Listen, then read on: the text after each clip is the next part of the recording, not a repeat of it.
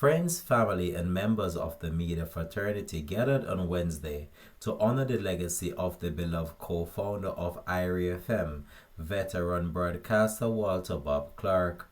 Hi again and welcome. This is Links 007 TV News Report, and we'll be right back with the full details to come.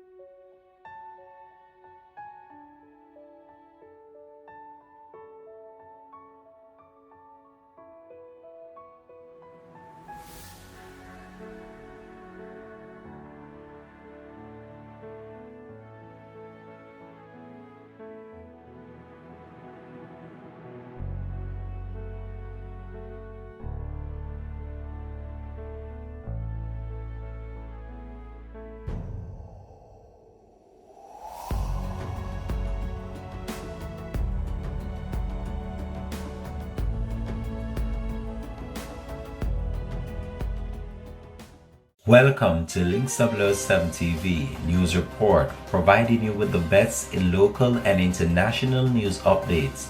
This is a place where you can get the most reliable and informative news information. Links 007 TV News Report.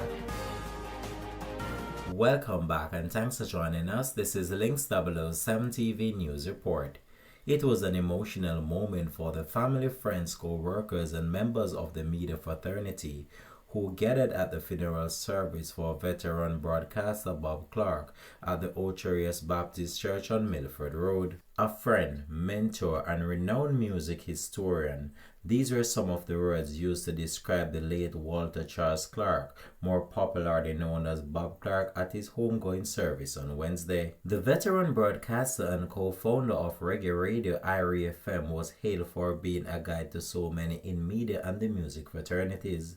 His eulogy was delivered by another co-founder of IRIE FM, Claude Mackenzie. Among those paying tributes were former IRIE FM colleagues Elise Kelly, Big A, among others.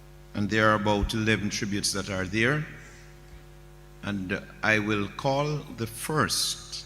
And since we are all able to read, then I will ask that the persons who are here just follow suit. So once one tribute has ended, then you come immediately so that the program continues unannounced until the tributes are through. I'll come back at special tributes.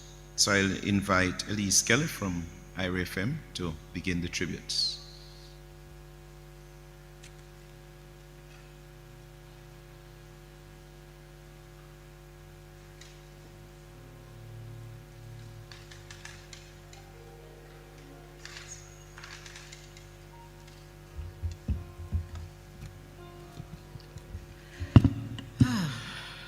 Greetings, everyone.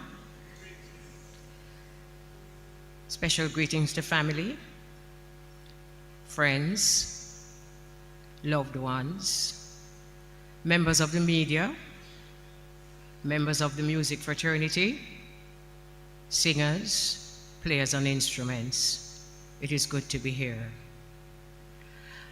Bob has brought us together this afternoon, or still morning, to celebrate his life. And this morning, the showers of blessings were inevitable. I smiled. We have gathered to say thank you, Bob, for sharing your life with us. You know, this is an aside, but because of the generation from which I spring, I had paper with all different kind of jottings that I intended to bring up here. However, Bob's grandchildren reminded me that those days are done, and so I came with my phone. Bob, whenever I think of you, my first response is to smile.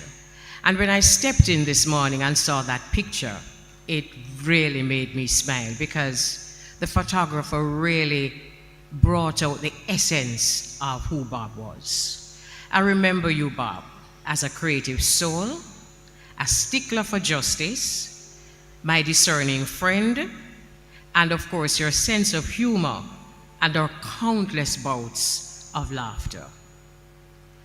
Bob, as a creative soul, was always creating.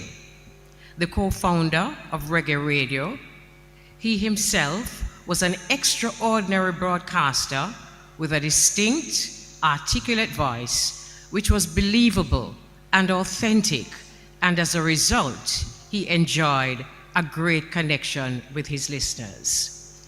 The details of him co-founding Reggae Radio, I'm sure, will be brought out by another co-founder and a friend of his, Clyde Mackenzie, who will give the eulogy.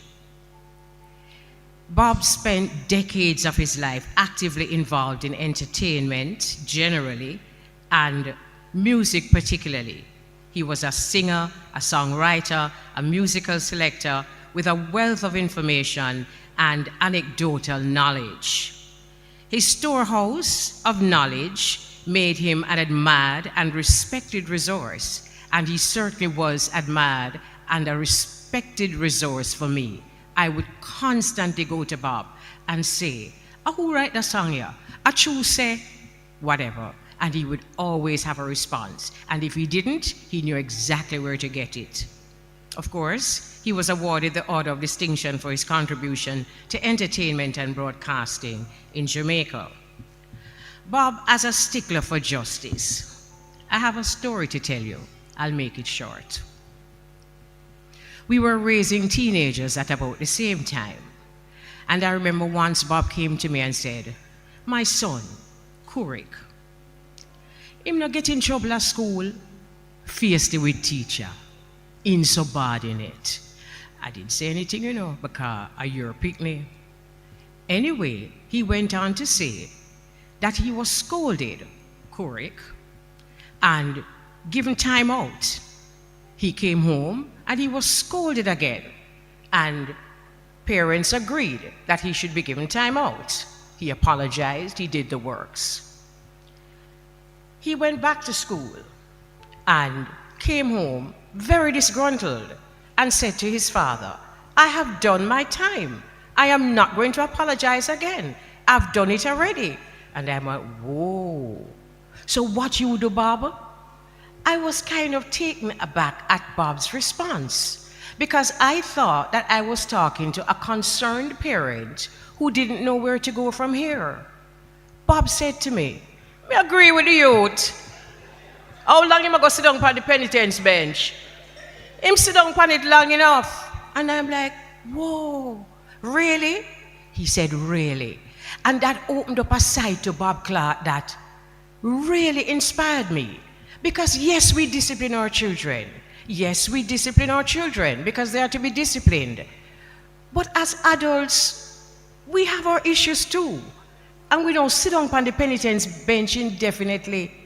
So he really sparked a fire in me that told me, yes, I'm going to discipline my children. But in the same way that I don't sit down on the bench indefinitely, I won't let my children sit down on that penitence bench indefinitely. And look at Clarke today. Well-mannered, not feisty with nobody. Again, disciplined, brilliant young man. So it worked. And his uncompromising fairness and the passion with which he expressed himself, that's Bob, and defended his standards was admirable. And this experience that Bob shared and his ability to think outside the box allowed me, with time, to also experience his gift of discernment, a gift I called on from time to time, a discerning man. Again, I would go to him very often, and I would say to him, Bob, what do you think about the lady there? And Bob would say, give her time, man. Just give her time, make she prove herself. What do you think about that man there? Him think him a fool nobody, but him not a fool a soul. And then he'd say, what you think? And that is where our conversations would continue. Bob was one of the reasons I smile when I think of you, Bob, is because of your sense of humor.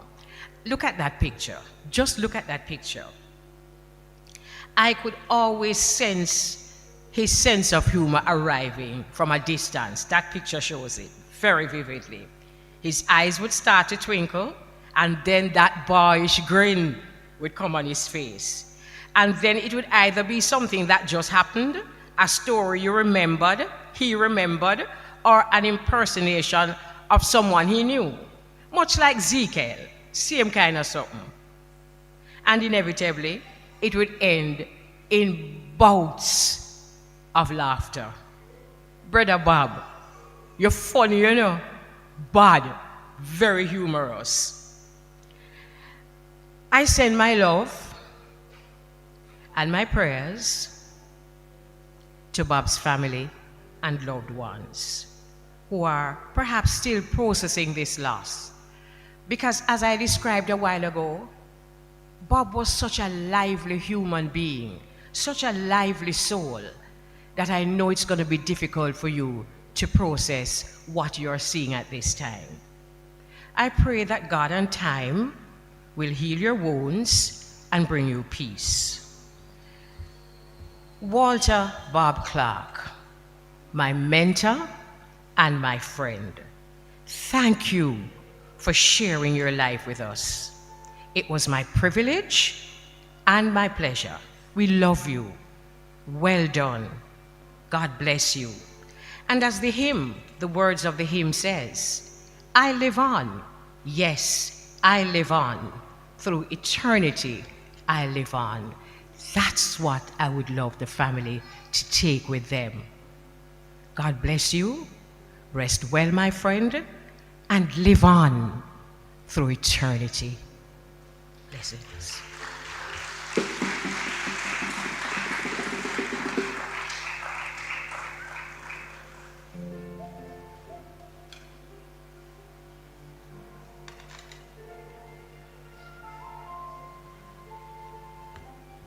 It would appear my first set of instructions were not so clear, so I'm going to adjust. So Dr. Darian Henry will come, not here. Amber Crowell is here. So when the next person comes, then you call the name of the person who comes behind. Okay? All right, Ainsworth Higgins. All right, so Ainsworth will call the name of the person who comes behind. Thank you.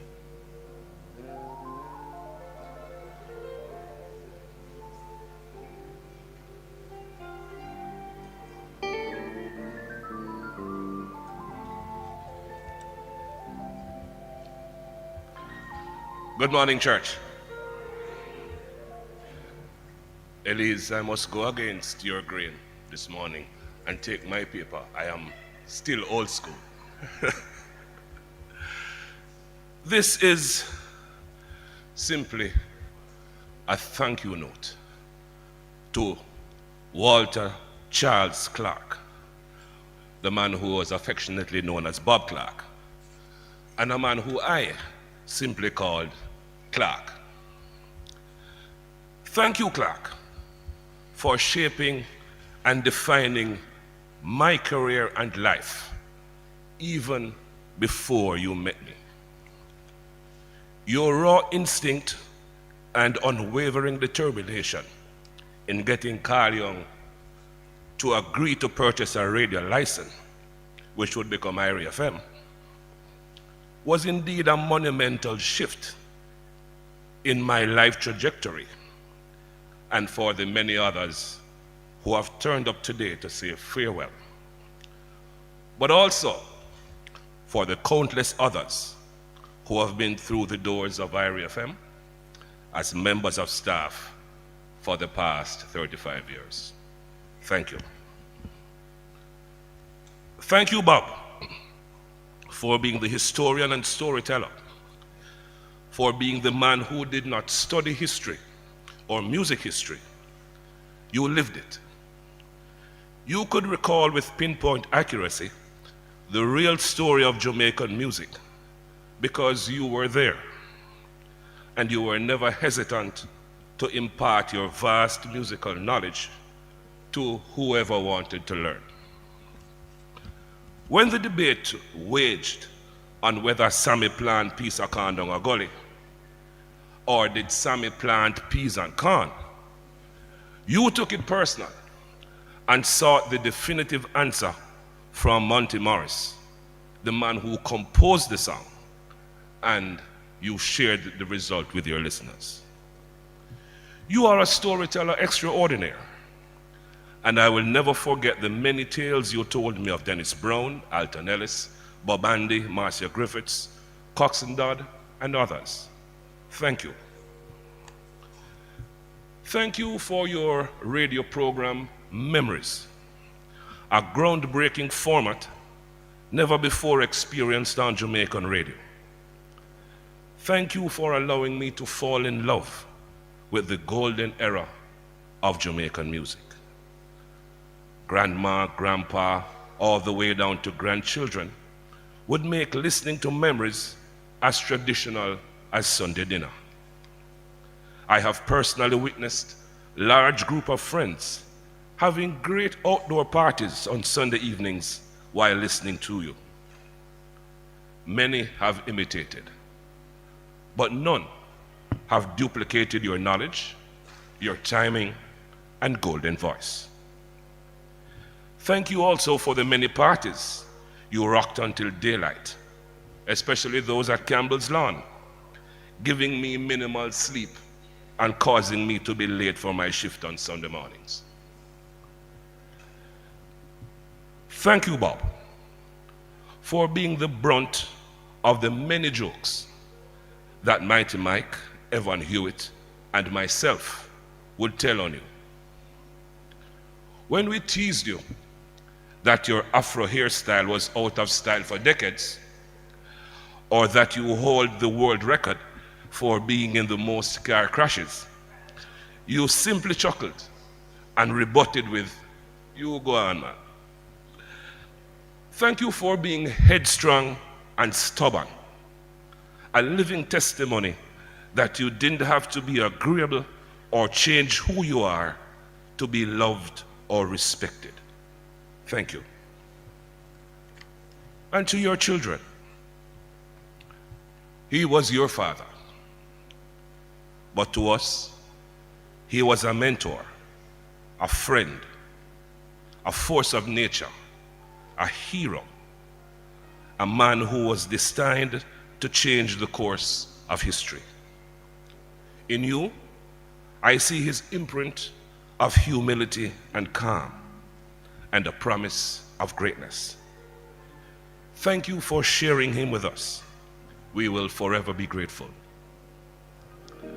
And finally, to you, Walter Charles, you have created history as we have created history as one of the longest handovers in Jamaican radio. And I always looked forward to your witty comments or words of advice when you took over on Sunday afternoons. It is sometimes difficult to fathom how a man who has made such a significant impact on the music, culture, and history of this country could be so calm and unassuming.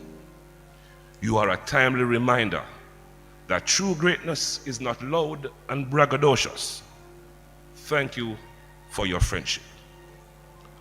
While on earth, you have been bestowed with an OD, but as you make your journey to the pearly gates, may the angels come to meet you, to escort you to your new home. May they bestow upon you a new order, the OZ, the Order of Zion. May you be reunited with your cherished friends, Alton, Dennis, Coxsone, and others. Thank you again, Clarke. Well played. War good.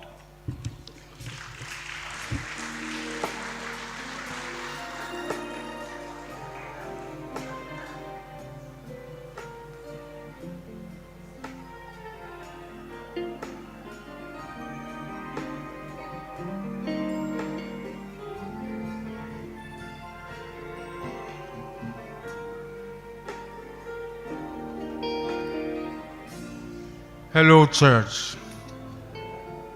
Bob Clarke was my friend, my very good friend.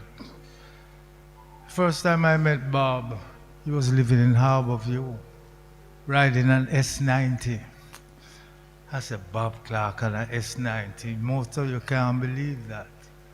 Then after that, we were apart for some time, and then the next time I saw him was at Studio One.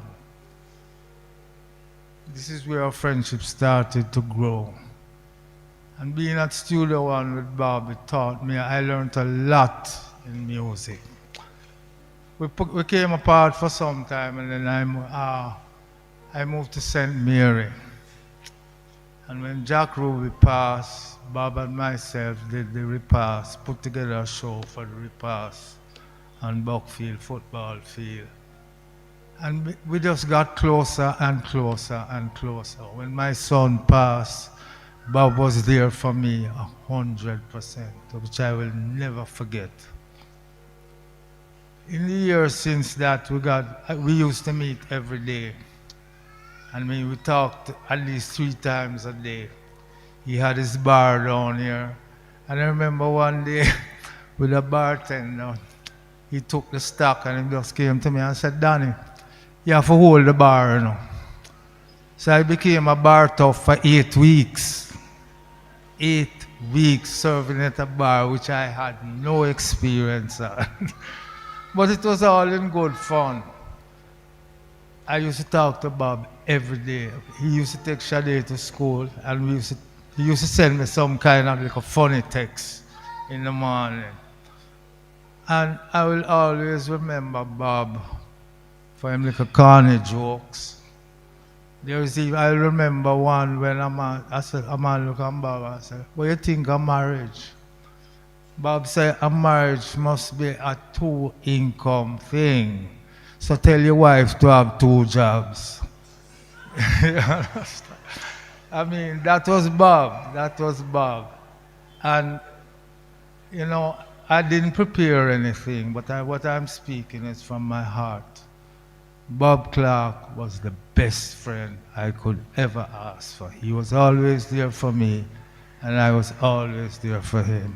So, Bob, what I'm saying now is a letter to you with no return address.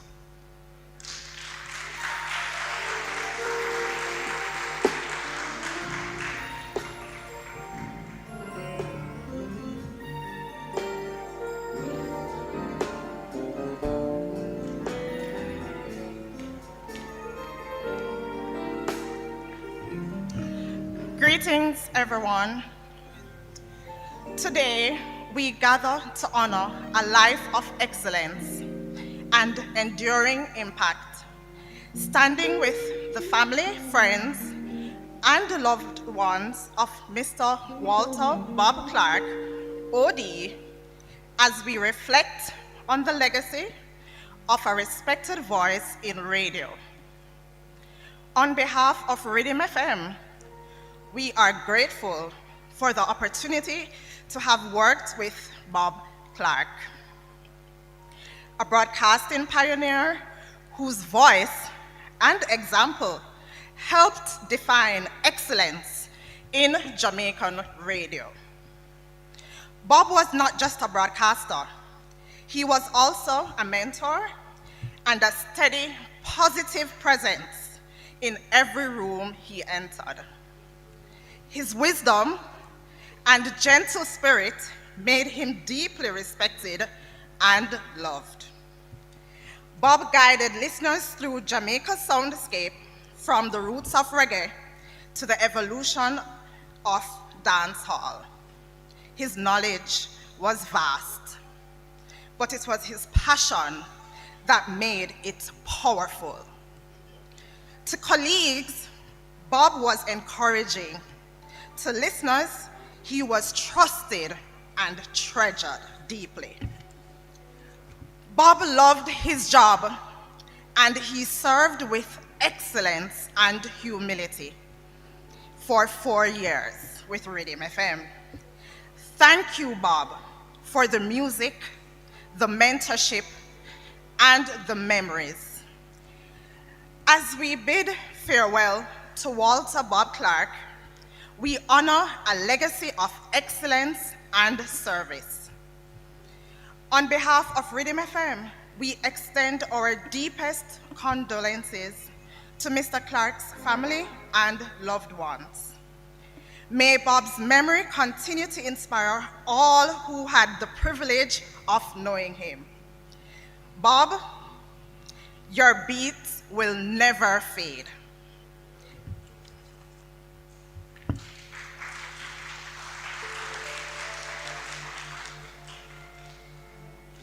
Good afternoon, everyone. My name was called earlier. I'm Amber, here to do a tribute for Bob Clarke.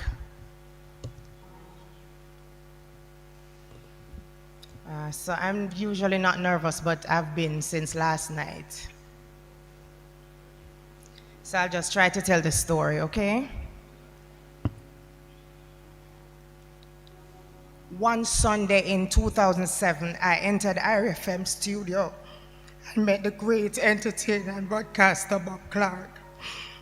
It was the first time I was seeing him, but as a young girl, I listened to him while growing up in Little London in Westmoreland.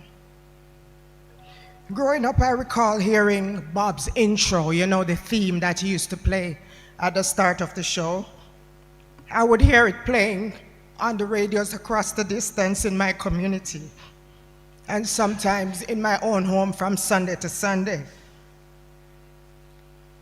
I remember listening to the songs which he played and the stories which he told, and how he would always sound so lighthearted and friendly over the airwaves. So when I met him, I thought of him in that way, and so he was. Lighthearted, welcoming, friendly, and he made me feel comfortable going into my first confirmed shift at IRI. I had done some weeks of training between ZIP and IRI, but I never met Bob during that time. So for those who don't know or may not remember, I did the program called the Cool Vibes Show on IRI FM from 2007 to 2021. And because it was after Bob's memories, he would hand over to me. And during these years,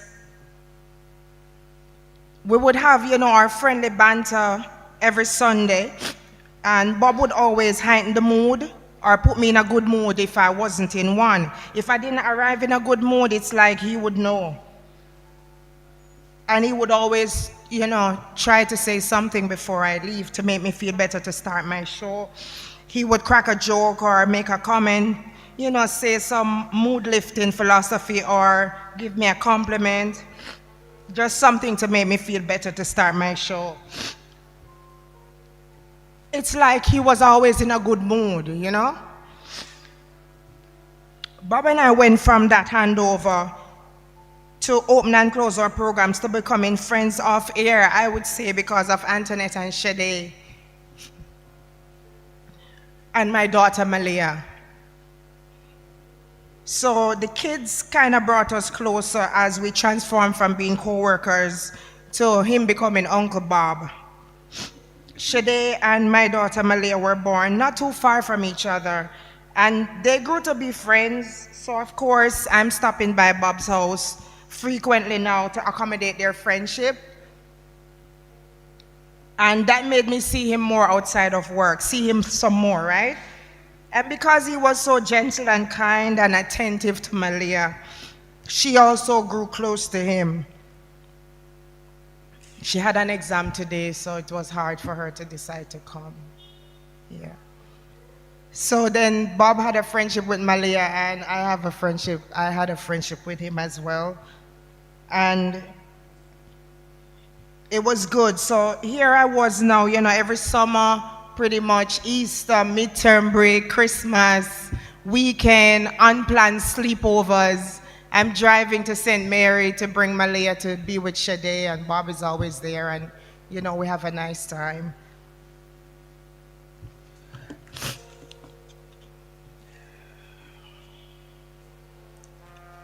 So all of those trips, you know, made some memories for Malia, and the last one was Christmas gone.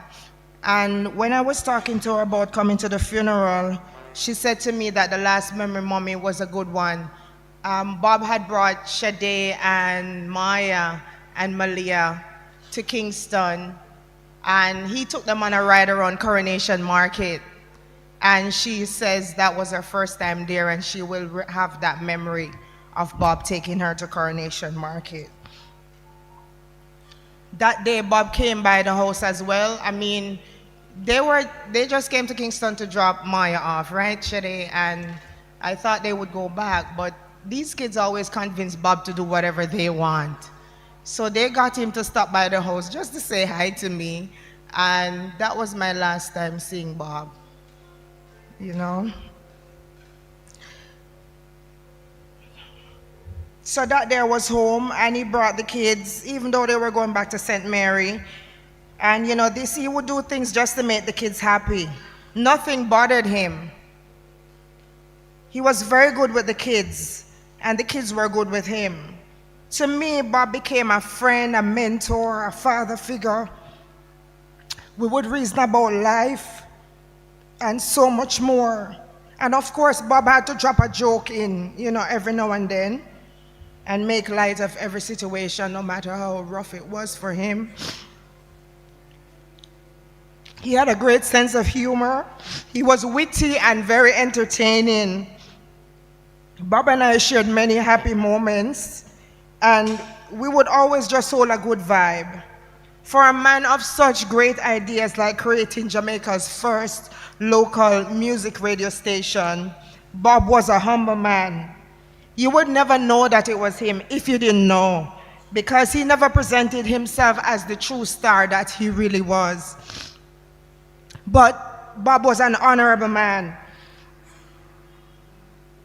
His work, his presence, his influence, and his creativity have been etched into the fabric of Jamaican society. And the impact which he created in Jamaica with the media landscape is outstanding. And I'm truly grateful to be a part of continuing Bob Clarke's legacy at IRI FM.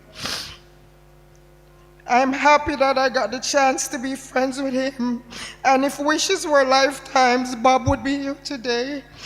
But I know that he would be first to remind me that we only live once and just to enjoy life. Farewell, my friend, Bob.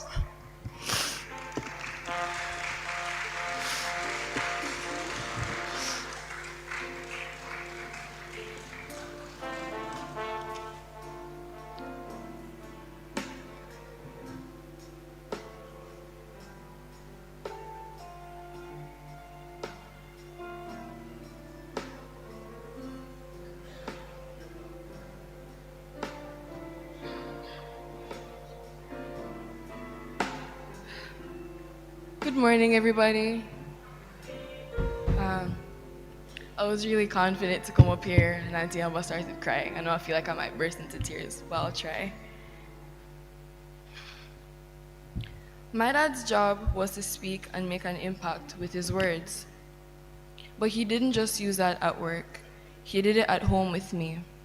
I can still hear him telling me to shun the very appearance of evil and to treat people how I want to be treated. Those were lessons he truly lived by and wanted me to learn as well. He was my right-hand man. I could always depend on him. I remember forgetting a book for an assignment once and calling him in a panic. Right at lunch, I saw him driving up the hill with not only my book, but Island Grill in his hand. That was just who he was. He always showed up for me. I'm going to miss his long stories, his daily jokes, and the small moments like dressing him for work on Sundays or singing Stylistics or Billy Stewart in the car. He didn't need grand gestures to show his love for me. He showed his love by simply being present. He was more than my dad. He was my best friend. And I hold on to the hope that one day I'll see him again in God's kingdom. I love you, Dad, and I'll see you again.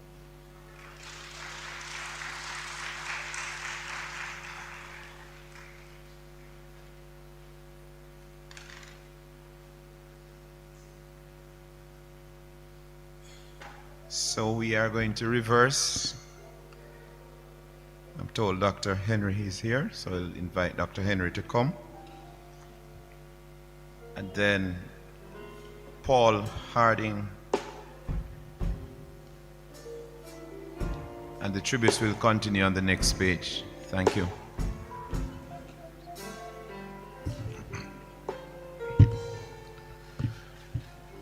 Good morning. I know I'm late, and if Bob was here, and if he knew that I was a candidate for the presidency of the Jamaica Teachers Association, and I'm coming from an event in Kingston, he would say, "You get where?" We gather today to honor a voice that once filled rooms and radios and households, and in my case, a young heart that was not yet sure of itself. Just before my 17th birthday in 1995, I walked into Irie FM in Ocho Rios, convinced that my booming voice was credential enough for my dream job in radio. But it was not. I was dismissed almost instantly.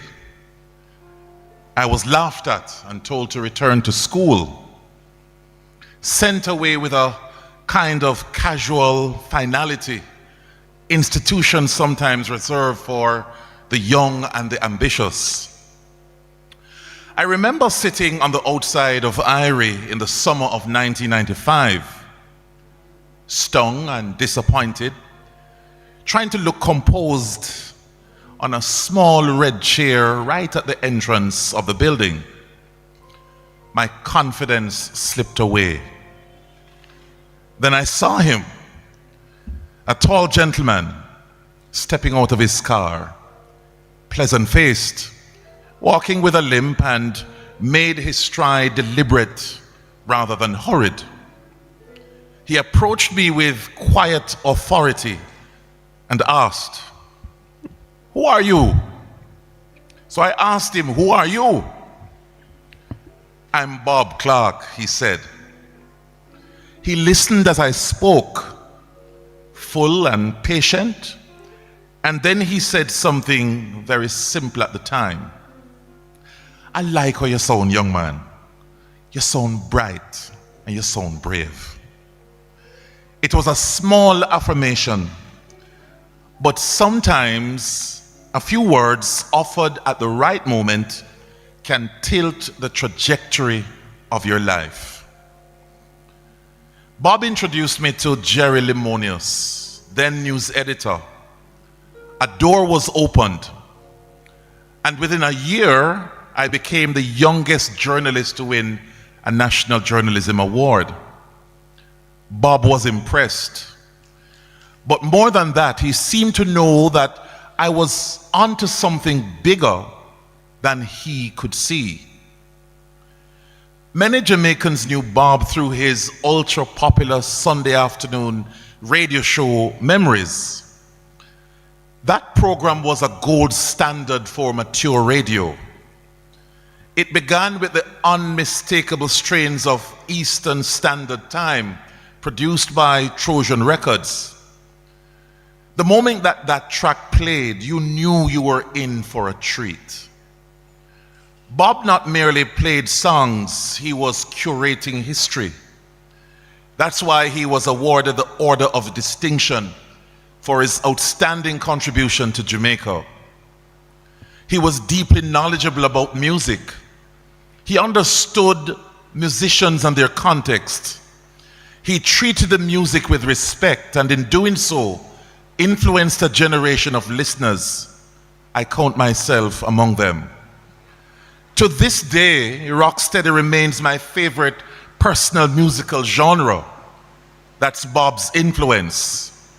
He taught that if you are going to love something, know it deeply, understand its roots, appreciate its architecture. And he quietly impressed upon me that the same standard applies to one vocation. Do not be shallow. Do not be casual. Pursue depth. Show craft. Know your field. master it. Bob was larger than life, yet he never made anyone seem small. He was a gentleman. He treated people well, especially young people. He understood that encouragement is not charity, it's an investment. His voice comforted many. Today that voice is silent, but its echo remains. But what he gave us was not only sound, it was example, it was steadiness, it was kindness offered without spectacle. Bob, you once encouraged a disappointed teenager to be bold and to make a difference. I have tried to honor that charge, and I will continue. As we say goodbye to Bob, we do so with gratitude for the music, for the mentorship, for the intervention that changed lives, including mine. May God rest his soul, and may who remain carry forward his grace, his standards, and his simple but powerful gift of believing in others. Thank you.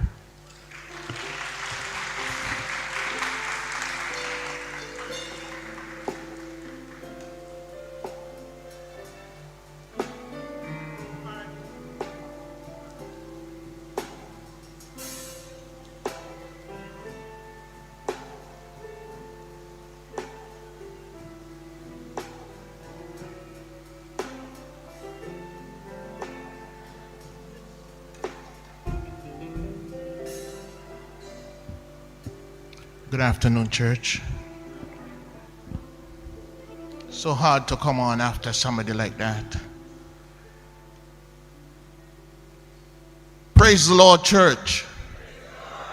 We're in the Ulterior Baptist Church, and I know it's all right to say that. Am I right, Prophet? I want to greet the minister, his worship, the mayor, the musicians, big ones and little ones. But above all, I want to greet the bereaved family.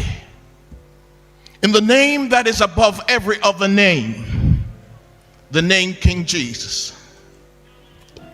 Bob was my friend long before radio.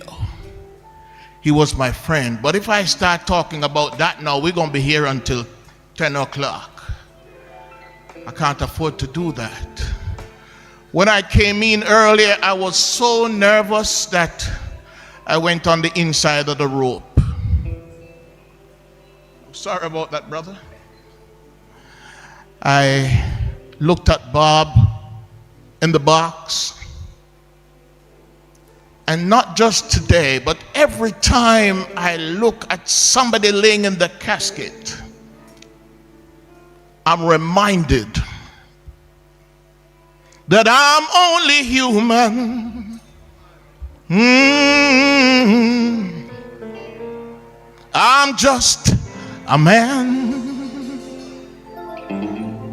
Lord, help me believe in what I could be and all that I am. Show me the stairway that I have to climb. Now, Lord, for my sake, teach me to take one day at a time.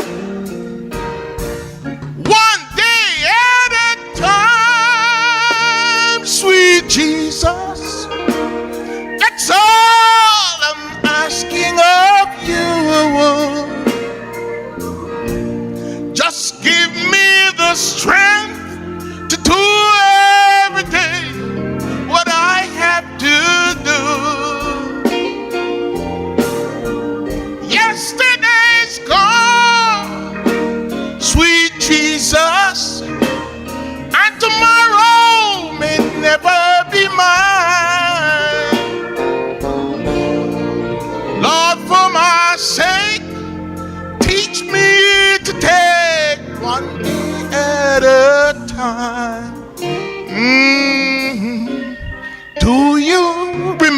remember, oh my Lord, when you walked among men. Lord Jesus, you know, if you're looking below, the trust of and then there's cheating and stealing, yeah, violence and crime. Lord, for my sake, teach me to take. Yes, help me please, will you? One, sweet Jesus, that's all I'm asking of you. Give me the strength to do every day what I have to. Yesterday's gone. Yesterday's gone. Sweet Jesus, and tomorrow,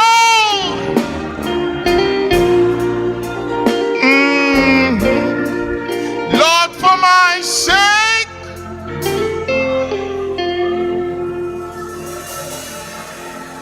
Lord, we're going to treat this as a prayer today, you see. Lord, for my sake, teach me today. Lord,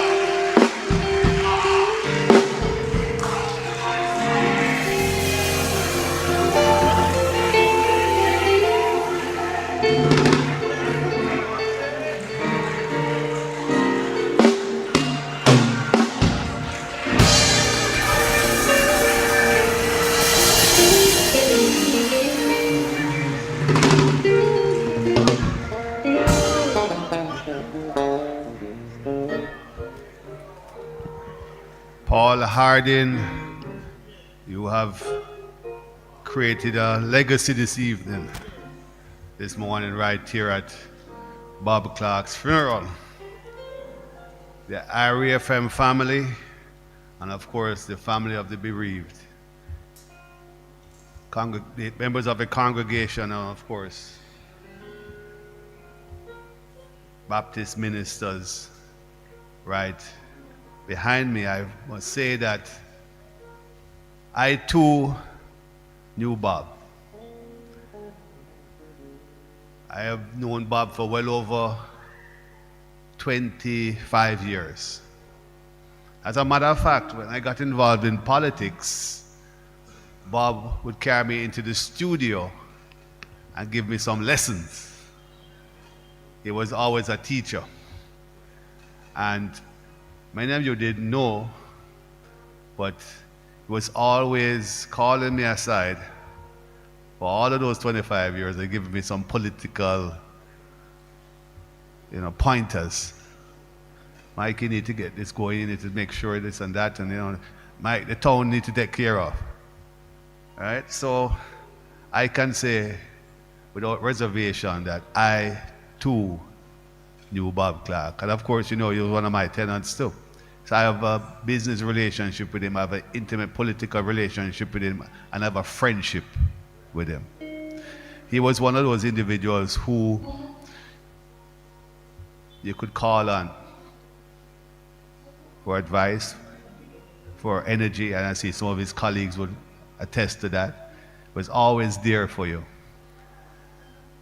So I have also a tribute that I'm going to read from the Honorable Olivia Grange, OJCD MP, Minister of Culture, Gender, Entertainment, and Sport, dated the 4th of March 2026. It was with great sadness that I learned of the passing of the man to make us come to know simply as Bob Clarke. For decades, Bob became an indelible part of our Sunday experience through his hugely popular program, Memories. which so much of us enjoyed while savoring our dinner and reflecting on the week gone by. His voice, warm and knowledgeable, carried us through the golden eras of Jamaican music, rekindling emotions and restoring pride in our cultural heritage. Bob's knowledge of Jamaican music was vast and deeply rooted. He possessed not only an encyclopedic command of the catalog, but also an instinctive understanding of its cultural significance. Through his careful and loving selection of songs, he gave many of our vintage artists a new lease on life. By spinning discs that were no longer at the forefront of our national consciousness, he brought both the music and its creators back into vogue, ensuring that their contributions were not forgotten. In this way, Bob was more than a broadcaster. He was a custodian of our musical memory. While his on-air excellence alone would have secured him a special place among the outstanding figures in Jamaican broadcasting, it is as one of the pioneering forces behind IRFM that this nation owes him an immense debt of gratitude. Bob was instrumental in bringing together the other principal architects of the bold venture, Carl Young and Clyde Mackenzie, who were later joined by Lloyd Stanbury. I am intimately aware of this story. At the time, I was charged by then Prime Minister Edward Seaga with overseeing the divestment of the government-owned regional radio stations. In that capacity, I was responsible for determining which applicant would be granted the license to operate and what is now IRFM. In carrying out that responsibility, I was guided by the wise counsel of my friend and colleague Colin Mills, who resides in Otrius. His insight and perspective were invaluable as we carefully considered the applications before us. The vision that Bob and his colleagues presented was compelling, rooted in a deep belief that Jamaican music deserves a dedicated platform to celebrate, promote, and protect our indigenous sound. History has proven that this vision was not only sound, but transformative. Bob was, at his core, a creative force. His famous Zekel jingles, produced with him playing all the characters, remained a part of our broadcast folklore. They showcased his wit, versatility, and imaginative flair, and they continue to be spoken of with affection and admiration. As Minister of Culture, Gender, Entertainment, and Sport, I salute Walter Charles Bob Clarke for his remarkable contribution to Jamaican music and media. Through his passion, foresight, and an unwavering commitment to our culture, he helped shape the soundtrack of our lives and strengthened the institutions that sustain our creative industries. On behalf of the government and people of Jamaica, I extend my deepest condolences to his children and other relatives. We thank them for sharing this remarkable man with the nation. His legacy will endure in the music he championed, the institution he helped build, and the memories he so lovingly preserved for all of us. May his soul rest in peace and light perpetual shine upon him. Amen. Greetings to the members of the Clarke family, representatives of Reggae Radio, IRFM. I think I spied the acting managing director, Brian Schmidt, here earlier on. The head of Mellow and Rhythm FM, Mr. Al Robinson, and of course, friends of Bob Clarke. There are those solemn moments when we're called to pay tribute to our loved ones and are confronted with the reality of having so much things to say while facing the question of where do I begin? It is a condition I've named the Marley Williams conundrum. You see, there are some relationships that give no early hints of their eventual outcomes. Indeed, many of the most productive and fruitful alliances have sprung from inauspicious beginnings. My friendship with Walter Charles Bob Clarke, OD, is consistent with that narrative. I will not stand here today and declare that my association with Bob was a model of propriety and decorum. That would be peddling fiction. Bob and I argued, sometimes loudly. We had sharp exchanges, but beneath the noise, there was an unspoken covenant. We would not let each other down. When we first met through his friend and my colleague, Glenn Salmon at Radio Northeast, R&E, a regional outpost of the now defunct JBC, Bob and I were not exactly friendly towards each other. I took an immediate dislike to him. Yet that early friction would give way to one of the most consequential partnerships I would encounter in my lifetime. We became fast friends and before long business partners. Together we started Wonder Promotions Limited and published the North Coast Journal. Bob was unusually brave. I always felt secure in his company. He seemed to fear nothing.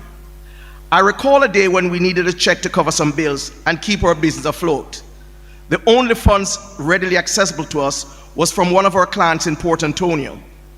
The roads from Ocho Rios to Port Antonio were flooded, and we would have had to travel under conditions best handled by a submarine to get there. We rented a Volkswagen vehicle and were able to reach Port Antonio thanks to the amphibious attributes of the VW and Bob's fearless driving. I was always amused at the fact that Bob would religiously drop off Carmen, that incredible woman to whom he was first married, and the children to church on Sundays, and would spend the next 4 hours pontificating on biblical matters at my house while waiting to go back for them. Bob was mysterious. When the government of then Prime Minister Edward Seaga shuttered R&E as part of its media divestment strategy, Ocho Rios felt the loss deeply. The subsequent offer of a license to operate a newly privately owned radio station at a resort town was a ray of hope. Bob and I were determined to secure that license. We had one small challenge: funding. We compiled a list of prospective investors. Prominent on that list was Ocho Rios-based businessman Carl Young. Bob had a regular gig as a singer in one of Carl's bands and believed that the relationship between them provided an opening for him to make a pitch. I did not know Carl. According to Bob, Carl's initial response, punctuated by colorful Jamaican expletives, made it clear he was not enthused about venturing into unfamiliar territory. Bob, however, was relentless. Carl's major concern was who would run the venture. Bob assured him that he had a little genius who was up to the task. He neglected to tell Carl just how little that genius was. Carl was in utter shock when he met me. He was not prepared for what he saw. Nothing about my juvenile frame seemed to suggest genius to him. He made his reservations unmistakably clear, invoking the names of numerous pieces of fabric associated with the nether regions of the human anatomy. Yet persistence prevailed. After a 2-hour discussion, Carl referred to me as manager. Bob and I subsequently dictated the application letter to Carl's secretary for submission to the authorities. We had to drop off the application in Kingston. That was merely the beginning. On the day we were scheduled to deliver the application, we borrowed a vehicle from our friends the Burmans, telling them that we were going to St. Anne's Bay to conduct business.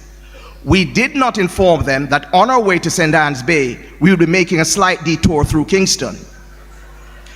In our effort to secure the license, Bob and I received crucial support from Colin Mills, the owner of the famed WV Jerk Center in Ocho Rios. Mills, an unsung hero in the Irie FM story,